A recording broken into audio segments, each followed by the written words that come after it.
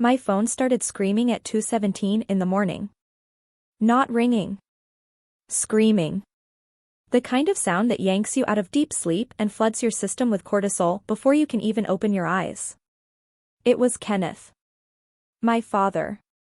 I answered, my voice thick with sleep, but my mind already bracing for impact. Kathryn, he was hysterical, practically hyperventilating. You need to listen to me right now. Your brother is in the emergency room at Northwestern Memorial. His appendix ruptured. They're prepping him for surgery, but there's a complication. The insurance lapsed. I sat up in bed, rubbing my eyes. What do you mean the insurance lapsed? I paid the premium last month. I paid everything. That doesn't matter right now. He yelled, the panic in his voice pitching higher. The surgeon is refusing to operate without a cash deposit. It's a private specialist team. They need $35,000 wired immediately or he's going to die of sepsis. Kathryn. Do you hear me? He's going to die. My forensic brain woke up before my body did. I blinked at the digital clock glowing in the dark. 2:18 a.m. Northwestern Memorial is a trauma center. They don't refuse life-saving surgery on a ruptured appendix because of a billing issue at 2 in the morning. And they certainly don't demand wire transfers to private specialists before cutting someone open. The math didn't add up. The urgency was real, but the facts were wrong. Dad, I said, my voice dropping into that cold, professional register I use when I find a discrepancy in a ledger. Put a doctor on the phone. I can't. He's in the sterile zone. Just send the money. Wire it to the account I texted you. Do it now, or you're killing your brother. $35,000. The exact amount I had in my emergency fund. The fund I'd spent 5 years building while eating ramen and living in a studio apartment the size of a closet. If he's dying, I said, staring at the Chicago skyline outside my window, call an ambulance. If you need cash, call your precious daughter, Brianna. There was a moment of stunned silence on the other end. A pause so heavy it felt like the air had been sucked out of the room. Kathryn, you can't. I hung up. Then I did something I had never done in 29 years. I turned my phone all the way off. The screen went black, and the room fell silent again. I laid back down, my heart hammering against my ribs, but my mind strangely clear. I didn't break down. Panic is a variable I couldn't afford. I just closed my eyes and went back to sleep. Drop a comment and let me know where you're listening from and what time it is for you right now. I'd love to know who's part of our community. Have you ever had to make a choice between your sanity and your family? 7 a.m. The alarm went off, but I was already awake. I didn't reach for my phone immediately. Instead, I got up and walked to the kitchen. The morning routine was sacred. Grind the beans. Boil the water. Pour over. The smell of dark roast coffee filled the small, tidy apartment. This place was mine. Every square inch of it. The minimalist furniture, the view of the loop, the quiet. It was the antithesis of the house I grew up in. My parents lived in a sprawling Victorian mansion in Evanston that was slowly rotting from the inside out. Peeling paint hidden behind ivy. Leaking roofs patched with tarps. A facade of old money held together by credit card debt and my paychecks. I'm a forensic accountant. I hunt hidden money for a living. I track down assets in divorce cases, uncover embezzlement in corporations, and find the truth buried under layers of lies. And for the last decade, I had been the primary investor in the Ponzi scheme that was my family. It started small. A utility bill here. A car repair there.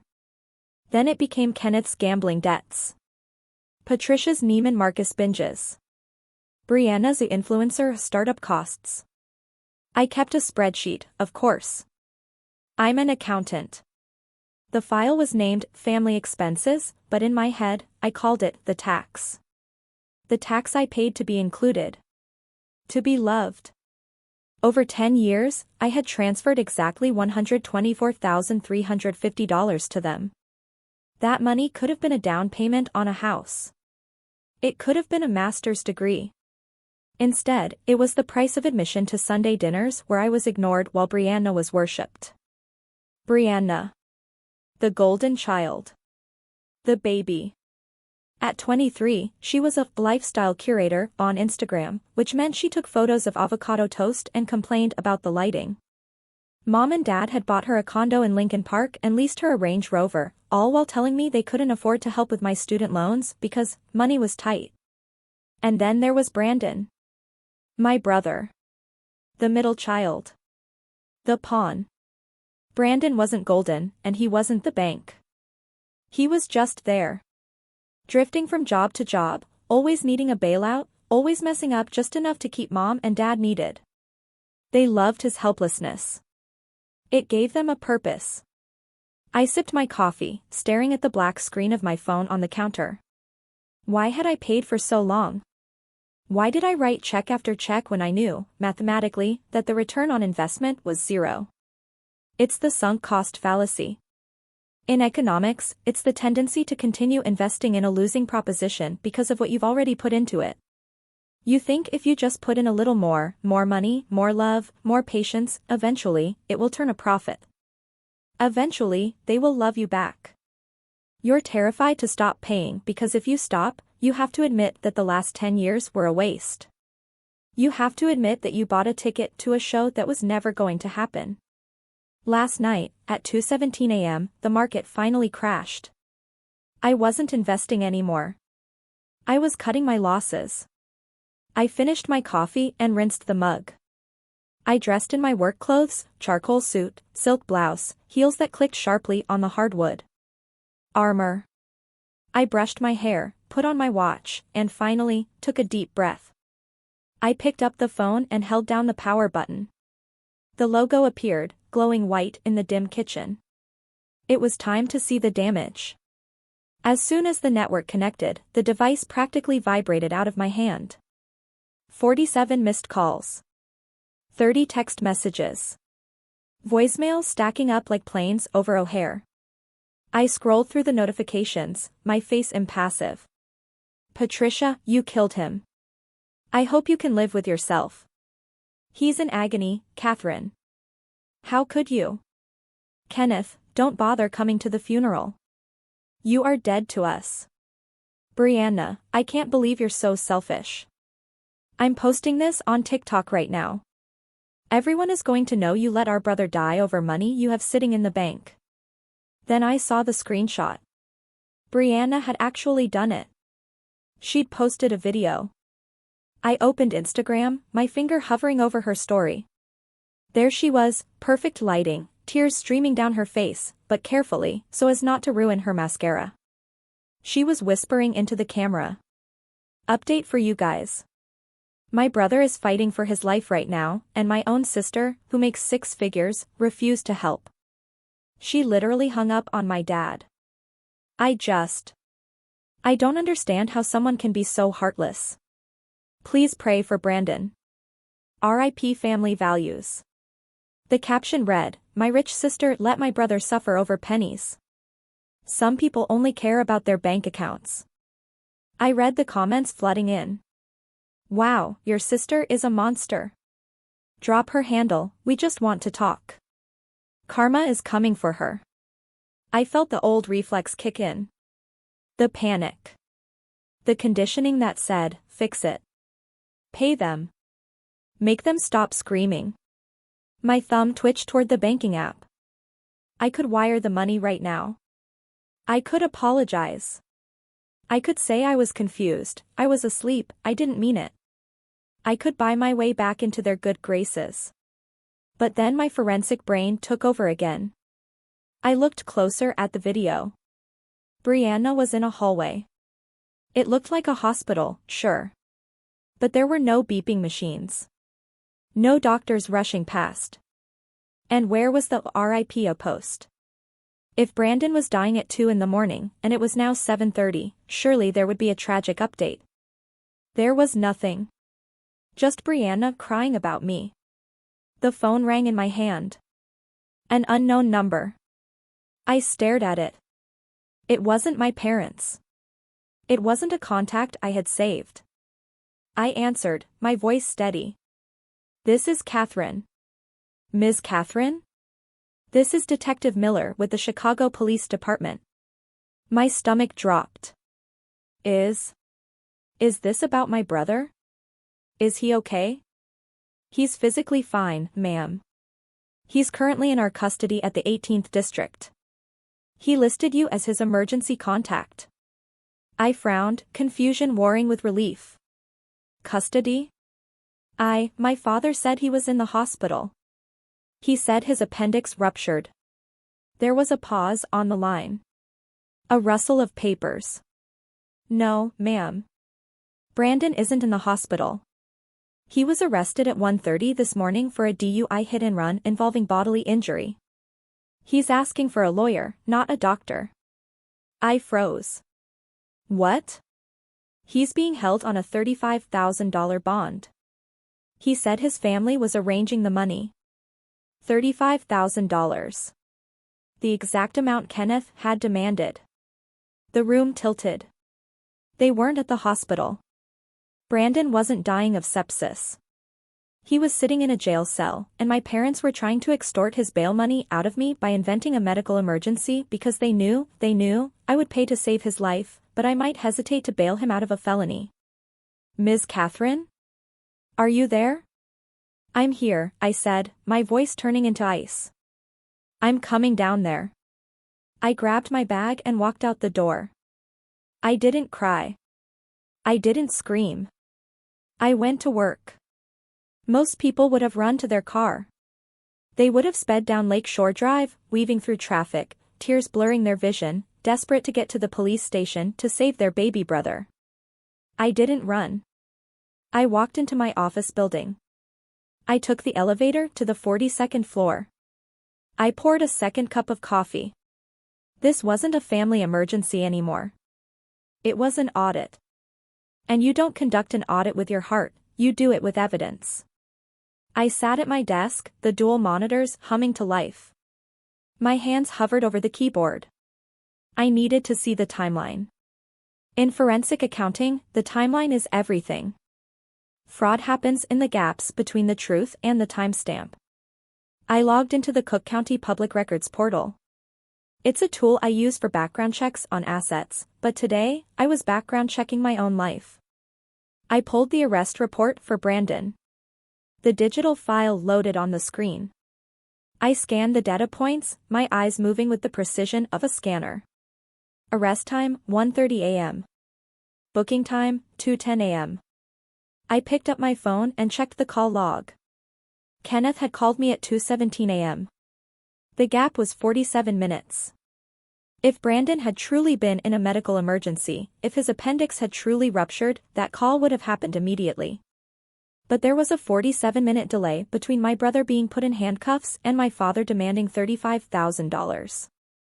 47 minutes is a lifetime in a crisis. It's enough time to panic. It's enough time to argue. And it is certainly enough time to come up with a story. I scrolled down to the incident details. The charge was DUI with bodily injury and leaving the scene of an accident. A hit and run. Serious. Felony serious. Then I saw it. The vehicle description. Vehicle, 2023 Land Rover Range Rover Evoque. Color, pearl white. I stopped breathing for a second. The air in my office felt thin, recycled. Brandon drove a 2014 Honda Civic. It was rusted around the wheel wells and smelled like gym socks. He couldn't afford a Range Rover. He couldn't afford the gas for a Range Rover. But Brianna could. Or rather, my parents could afford to lease one for her. I closed my eyes and pictured Brianna's Instagram feed. The endless photos of her posing next to her baby. The white Range Rover with the custom cream interior. The car she claimed was essential for her brand image. The pieces clicked into place with the sickening sound of a vault door locking. Brandon wasn't driving his car. He was driving Brianna's car. Or, he wasn't driving at all. I looked back at the time of the crash. 1 a.m. Brianna posted stories from a club in River North at 12:30. She was drinking. I'd seen the bottles with sparklers. I'd seen the glazed look in her eyes. The narrative reconstructed itself in my head, clear and cold. Brianna was driving drunk. She hit someone. She panicked. She didn't call the police, she called Daddy. Kenneth and Patricia didn't call an ambulance, they called Brandon. They told him to take the fall. They told him he was the screw-up, the one with no future, the one who was disposable. They told him Brianna had too much to lose. And then, once they had secured their scapegoat, they realized they had a liquidity problem. They needed bail money. They needed a high-end defense attorney to make sure the plea deal stuck. But they were tapped out from buying Range Rovers and condos. So they called the bank. They called me. They invented a medical emergency because they knew my algorithm. They knew that if they said bail, I might ask questions. I might judge. I might say no to a crime. But surgery? Life or death? They knew I would pay to keep my brother alive. They weren't trying to save Brandon's life. They were trying to purchase his silence using my money. I looked at the spreadsheet on my other monitor. The one I had burned in my mind earlier. The $124,000. It wasn't just money wasted on ungrateful people. It was funding a criminal enterprise where my brother was the collateral damage and I was the unwitting financier. I didn't feel sad. Sadness is for when you lose something valuable. I hadn't lost anything. I had just found the missing variable in the equation. I printed the police report. The crisp sound of the paper sliding out of the printer was the only noise in the office. I grabbed a highlighter and marked 3 things: the time of arrest, the vehicle make and model, and the name of the registered owner, Kenneth. I folded the paper and put it in my purse. I stood up and smoothed my skirt. I walked out of the office, past the receptionist who tried to wave at me. I didn't wave back. I wasn't Kathryn the accountant anymore. I was the auditor. And I was going to the precinct to close the books. I took a cab to the 18th District Precinct. I didn't trust myself to drive. My hands were steady, but my peripheral vision was vibrating, like the edges of a heat mirage on asphalt. The station smelled of stale coffee and industrial cleaner. I walked up to the front desk, my heels clicking on the linoleum. "I'm here for Brandon," I said to the officer behind the glass. "I'm his sister." He glanced at a clipboard. "You the one bringing the bail money?" "I'm the one bringing him a lawyer," I corrected. "I need to see him first." They led me to a small interview room. Cinderblock walls painted a depressing shade of beige. A metal table bolted to the floor. Brandon was sitting on the other side, his head in his hands. He looked smaller than I remembered. He was 25, but in that moment, he looked 12, the age he was when I started paying for his mistakes. He looked up when the door opened. His eyes were red-rimmed, his face pale and sweaty. But there were no bruises. No bandages. He wasn't injured. He was just terrified. "Kathryn," he breathed, relief flooding his face. "Thank God. Did Dad send you? Do you have the money?" I sat down opposite him. I placed my purse on the table, the police report folded inside. "No," I said. "Dad didn't send me. And I don't have the money." His face fell. "What?" "But, they said you would handle it. They said if I took the fall, you'd fix it. You always fix it." "Took the fall," I repeated slowly. "So you admit it. You weren't driving." He flinched, looking at the two-way mirror as if expecting our parents to burst through it. I can't say that. I signed a statement." "Brandon," I said, leaning forward. "Look at me. They told me you were dying. They told me your appendix ruptured and you needed surgery. They tried to get $35,000 out of me by telling me you were going to die." He stared at me, his mouth opening and closing. "What?" "No. They said they'd tell you it was legal fees. They said you'd understand. They lied to both of us, I said.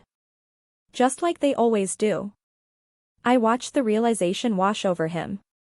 It wasn't anger. It was a deep, crushing sorrow. He was the scapegoat, the one who was supposed to be disposable, but even he had limits. Even he had believed there was a line they wouldn't cross. It was Brianna, he whispered.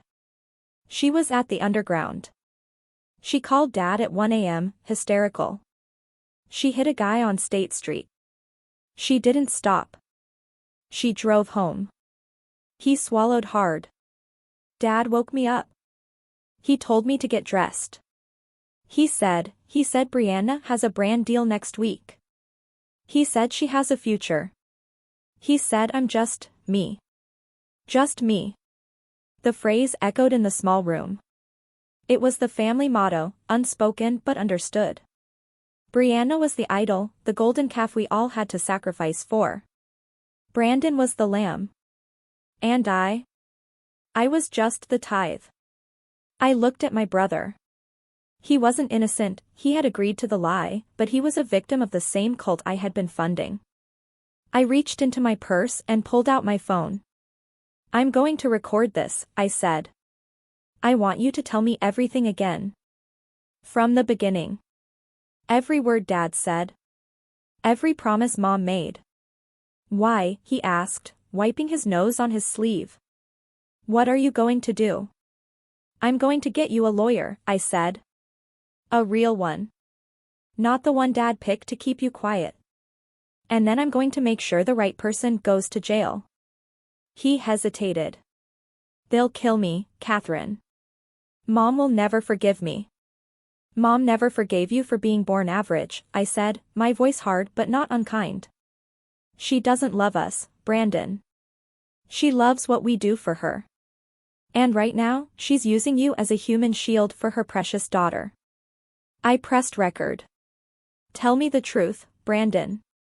It's the only currency you have left. He took a shaky breath. And then he started talking. When I walked out of the precinct an hour later, I had the recording. I had the truth. And I had a plan. I sat in my car and typed a text to Kenneth.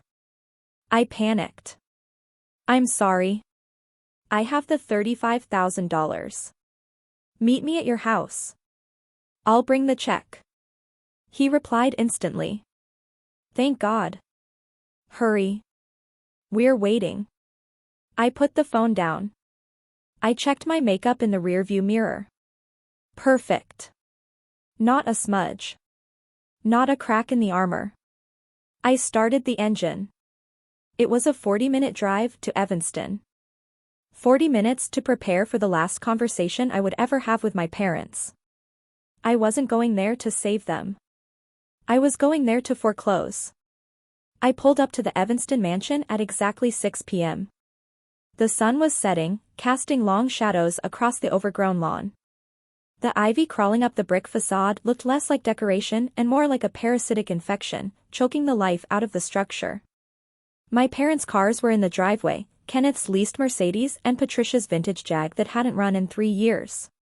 Brianna's Range Rover was parked right in front, gleaming white and pristine, the only thing on the property that looked new. I checked my phone one last time. Brandon was safe. My lawyer was on standby. The recording was backed up to the cloud. I got out of the car, clutching my purse. Inside wasn't a check. It was a file folder containing the police report, the spreadsheet, and a subpoena. The front door wasn't locked. It never was. They assumed their status was protection enough. I walked into the foyer. The smell hit me first, that specific mix of old wood, expensive perfume, and underlying dampness. Kathryn? Kenneth's voice came from the drawing room. In here. Hurry. I walked in. It was a tableau of performative grief. Patricia was sprawled on the velvet chaise, clutching a handkerchief. Brianna was sitting in a wingback chair, staring at her phone, looking bored but affecting a posture of trauma. Kenneth stood by the fireplace, swirling a glass of scotch. They looked up as I entered. The relief on Kenneth's face was instant and ugly. "Do you have it?" he asked, extending a hand. No greeting. No, how are you? Just the demand. I stopped in the center of the room. Where is he? I asked calmly. Where is Brandon? Patricia let out a theatrical sob. He's in recovery, darling. The surgery was complicated. He's resting. We can't see him yet. Recovery, I repeated. At Northwestern? Yes, Kenneth snapped, impatient. Now give me the check so we can pay the surgeon and get back to him. I looked at Brianna. She finally looked up from her phone. Her eyes were wide, glassy. She looked terrified, but not for Brandon. She was terrified I wouldn't pay. How is his appendix? I asked her directly. She flinched. It burst. Like Mom said? Strange, I said, reaching into my bag. Because I just spoke to the Chicago Police Department. The air in the room didn't just change, it evaporated. Kenneth froze, his glass halfway to his mouth. Patricia sat up straight, the handkerchief forgotten. Brianna went white. What? Kenneth whispered. I pulled out the police report and dropped it onto the coffee table. It landed with a heavy slap. The police say his appendix is fine, I said, my voice cutting through the silence like a scalpel. But they also say he's facing 5 years in prison for a DUI hit-and-run committed in a 2023 white Range Rover. I looked at Brianna. Your car, Brianna.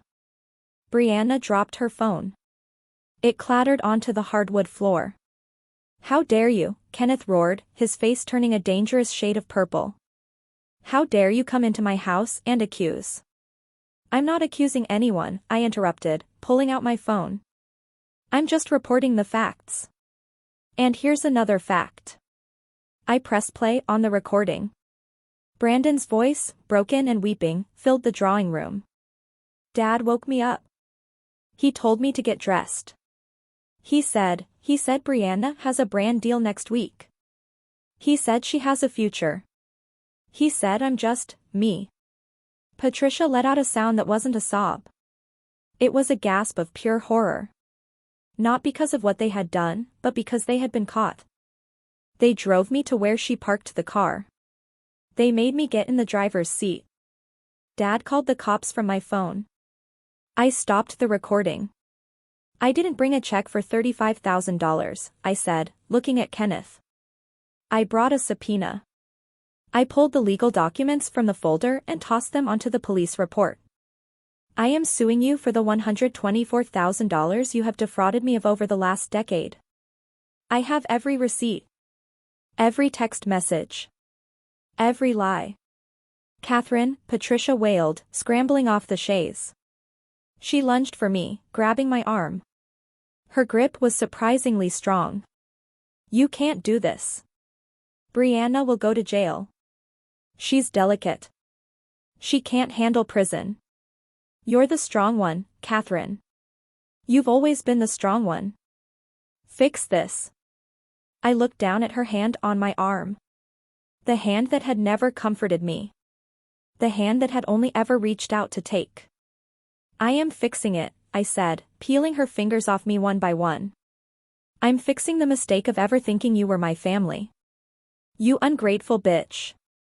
Kenneth screamed, throwing his glass into the fireplace. It shattered, shards of crystal spraying across the hearth. I gave you life.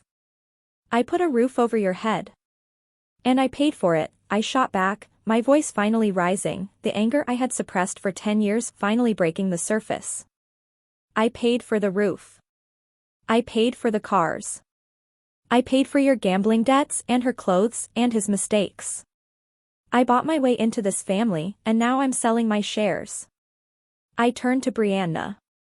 She was crying now, real tears of terror. You killed a man tonight, I said to her. Or you almost did. And instead of helping him, you called Daddy to frame your brother. You deserve everything that's coming to you. Kathryn, Please, she whimpered. I have a sponsorship with Revolve next week. I can't go to jail. I laughed. A cold, sharp sound that startled even me. Then you better hope Revolve makes orange jumpsuits. I turned and walked toward the door. If you walk out that door, Kenneth yelled after me, don't you ever come back. You are dead to us. I stopped in the doorway. I didn't look back. I've been dead to you for years, I said. I was just the ghost paying the bills. I walked out into the cool evening air. Behind me, I heard Patricia screaming, a high, thin sound of a world collapsing. I got into my car and locked the doors. My hands were shaking, but my heart was steady. I picked up my phone and called Detective Miller. I have the recording, I said. I'm bringing it in. Good, he said. We'll be waiting. I started the engine and drove away from the rotting mansion, leaving the ivy to finally swallow it whole. 6 months later. I sat on the balcony of my apartment. It was a crisp autumn evening in Chicago. The city lights were blinking on, a grid of gold against the darkening blue of the lake. The last 6 months had been a blur of legal proceedings and headlines. The story had been irresistible to the press. Influencer heiress frames brother in DUI hit and run, sister exposes family plot. Brianna was currently serving 18 months in a minimum security facility. Her brand deals had evaporated within 48 hours of her arrest. Kenneth and Patricia were facing charges of obstruction of justice and conspiracy. They were out on bail, but the legal fees had drained whatever credit they had left. The mansion was in foreclosure. The facade had finally crumbled. Brandon had taken a plea deal for initial obstruction in exchange for his testimony.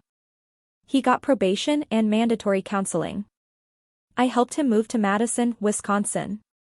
He got a job in a bakery. He was quiet, but he was healing. He was the only family I spoke to. I took a sip of wine and opened my laptop. On the screen was the spreadsheet. Family expenses. The final total was staring back at me. $124,350.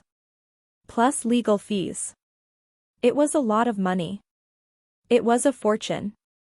But looking at it now, I didn't feel the old bitterness. I felt clarity. I clicked print. The single sheet of paper slid out of my printer. I picked it up and walked to the small metal fire pit I kept on the balcony. I lit a match. The flame flared, bright and hot. I held the paper to the fire. It caught instantly, the edges curling black, the numbers disappearing into smoke. I watched it burn until it was nothing but ash in the bottom of the bowl. The wind picked up, scattering the gray flakes over the city, carrying them away into the night. There was no spike of dopamine, no rush of victory. Just the flatline of a closed account. The silence in my apartment wasn't empty, it was peaceful. I realized then that I hadn't lost a family. I had escaped a cult. I had stopped paying a debt that was never mine to owe. Real family doesn't require a down payment. Real love doesn't send you a bill. If you're the one always paying the tab, maybe it's time to close the account. Share this if you've ever had to buy your own freedom.